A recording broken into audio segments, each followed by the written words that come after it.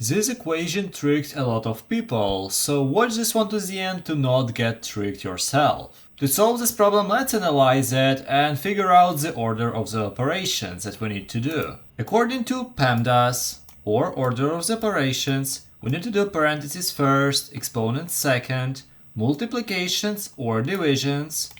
They are pretty much the same thing, so we need to do them from left to right, and then addition and subtraction.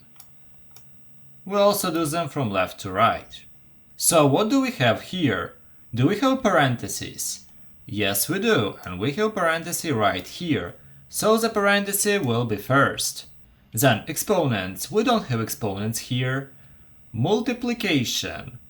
Looks like we don't have it, but look, 2 times. We do not write times here, but it is there. So this will be the second one. And then division, we don't have divisions. Addition, we have addition here. These do not count because this is in the parenthesis. So this is the third one. So we do parenthesis first, then multiplication, and then addition. So now let's erase all of this and solve this one correctly. Wait, if you like the explanation so far, please consider subscribing. Thank you. So parenthesis first, 1 plus 2 gives us 3. Then 2 times, and we also have 6 with plus.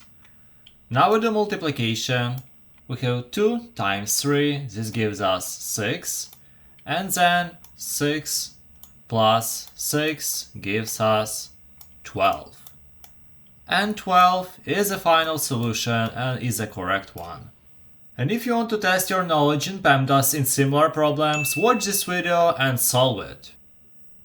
Have a nice one.